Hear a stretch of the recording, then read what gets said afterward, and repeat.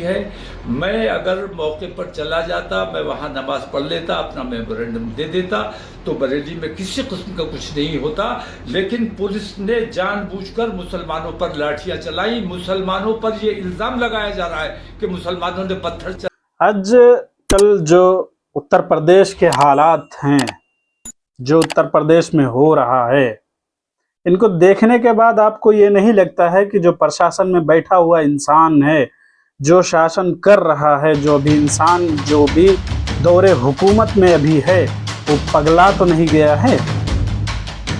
इस तरह की अनाप शनाप बातें बकता हुआ नजर आता है। बताइए कि आई लव मोहम्मद लिखने पर, किसी से मोहब्बत का इजहार करने पर, किसी से जो है मोहब्बत बताई जाए, उसको जो है इतनी तकलीफ क्यों हो रही है? लोगों ने बरेली की बात है, बरेली की अभी कल ही की बात है, बरेली में घटना हुई, फिर उसके बाद जो है पुलिस प्रशासन ने इस तरीके से लोगों को वहां पे मारा है, इस तरीके से मारा है कि एक अगला इंसान कह रहा था कि अरे आराम से मारो नहीं तो मर जाएगा। सोचिए कि इंसान की कीमत नहीं है, इंसान के जान की कीमत नहीं है। इस तरह के हालात बना दिए गए हैं उत्तर प्रदेश के अंदर। उत्तर प्रदेश में जो बैठा हुआ इंसान, प्रशासन पर जो बैठा हुआ इंसान है, उसको किसी मुसलमान के जान की कोई फिक्र नहीं है।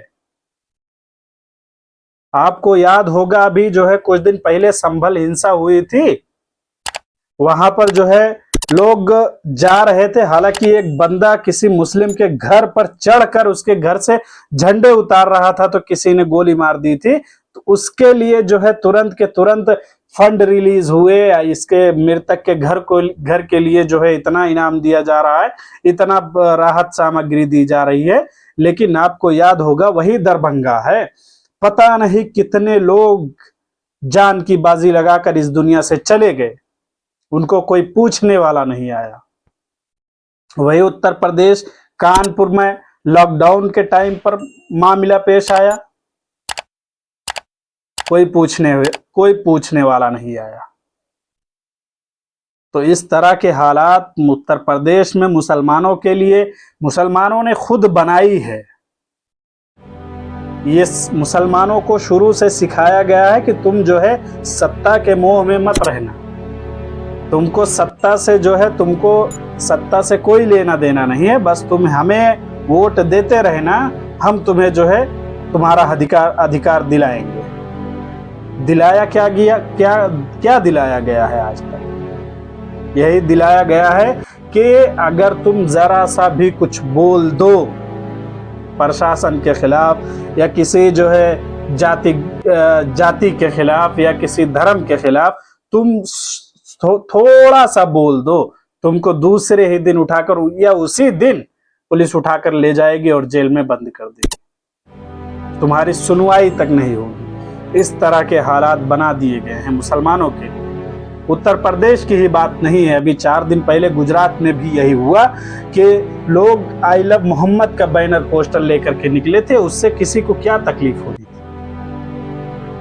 किसी से जो है लड़ाई कर रहे थे, या किसी को जो है परेशान कर रहे थे? परेशान करते तो अगला इंसान जाता, मुकदमा लिखाता, FIR दर्ज कराता, ये सब कुछ नहीं हुआ। सीधा जो है पुलिस ने उन पर एक्शन लिया, और जो है पुलिस ने उनको इस तरह से मारा कि पूरी भीड़ को तितर बितर हो करके भागना पड़ा, और करीब 300 लोगों को जेल में बंद कर दिया गया। कहां कहां की बात गिनाऊं? अभी कल सुल्तानपुर के अलीगंज में गए थे लोग बैनर पोस्टर लेकर के, इसीलिए आई लव मोहम्मद। वहां पर जो है पुलिस ने उन लोगों को दौड़ाया, मारा, पीटा, जख्मी किया, लोग जख्मी हुए, और फिर जो है सबके सब भाग गए। कितने लोगों, 5 लोग 6 लोगों के खिलाफ FIR हुई, लोग जो है जेलों में गए। उससे 2 दिन पहले का मामला बहराइच का आया, बहराइच में भी सेम वही हुआ, 300 लोगों के खिलाफ FIR दर्ज हुआ, नामजद नहीं था, जिसमें से 5 लोगों के खिलाफ नामजद FIR दर्ज हुई, वो भी सब मुसलमान थे। इस तरह के हालात बना दिए गए हैं मुसलमानों के लिए। और फिर जो है एक बरेली का जो हाल है, अभी फिलहाल में बरेली में जो चल रहा है, मौलाना तौकीर रजा साहब हैं, उनके लिए तमाम तरह की मुसीबतें एक तरफ से घिरती हुई नजर आ रही हैं। उनको घरों में बंद कर दिया गया, पुलिस आई, FIR दर्ज हुआ उनके खिलाफ। पुलिस ने बहुत बुरी तरीके से लोगों को मारा, इतनी बुरी तरीके से मारा कि वीडियो बनाने वाला जो कैमरामैन था वो कह रहा इतनी जोर से मत मारो नहीं तो मर जाएगा। इस तरह से पुलिस की बर्बरता हो गई है उत्तर प्रदेश के अंदर। ये इतनी हिम्मत आ कहां से रही है? ये पुलिस को अधिकार कौन दे रहा है कि तुम जितना चाहो मार सको तो मार लो, जितना चाहो। फिर दूसरी तरफ वही जब कांवड़ यात्रा निकलती है तो लोग देखते हैं कि जो कांवड़ यात्रा लेके चल रहे हैं, पुलिस उनके पैर दबाती है, उनको हार माले पहनाती है। इस तरह के हालात हैं। तुमको मारा जा रहा है तो सिर्फ मुसलमान होने की वजह से मारा जा रहा है। ये तमाम उम्मत मुस्लिमा को सोचना पड़ेगा। फिर दूसरी बात, जो भी दौरे हुकूमत में है उसको या तो मिला के चल लो या तो फिर जो है खामोश बैठे रहो। मिलेंगे तो है नहीं तो खामोश बैठे रहो, ये बेहतर रहेगा। क्योंकि तुम बोलोगे, दूसरे दिन पता लगा जो है जेल में बैठे हो, तुम्हारी आवाज को दबा दिया जाएगा, उससे काम नहीं बनेगा, तुम्हारा घर तोड़वा दिया जाएगा। कितने लोगों के घर टूट चुके हैं, बस्तियां की बस्तियां उजाड़ दी गई हैं। जो लोग भी इस प्रदर्शन, इस जो है मुहिम का हिस्सा बन रहे हैं, आई लव मोहम्मद का हिस्सा बन रहे हैं, जो लोग इस प्रदर्शन में आ रहे हैं, उनके ऊपर FIR हो रही है, उनके घरों को तोड़ा जा रहा है, उनके जो है परिवार वालों को परेशान किया जा रहा है। इस तरह के हालात बना दिए गए हैं। मौलाना तौकीर रजा साहब ने अपील की थी लोगों से कि आप आइए, हम जो है जो वहां के DM थे उनसे इजाजत ली गई थी, बाकायदा इजाजत ली गई थी। फिर उसके बाद जो है इस तरह के हालात पैदा हुए। के तहत हुआ। बरेली के अपने अमन पसंद हिंदू भाइयों को भी मैं मुबारकबाद पेश करता हूं कि उन्होंने इस पर कोई रद्द-ए-अमल नहीं किया, उन्होंने कोई नाराजगी का इजहार नहीं किया। हमारा जो प्रोग्राम था उसमें किसी किस्म की मदाखलत नहीं की। लेकिन पुलिस और प्रशासन, हुकूमत सख्त मुसलमानों की मुखालफत पे आमादा है और मुसलमानों को अल्लाह और रसूल का नाम भी लेने देने, सिर्फ एक कम्युनिटी को खुश करने के लिए मुसलमानों पर इतने जुल्म हो रहे हैं कि जिसकी कोई इंतहा नहीं है।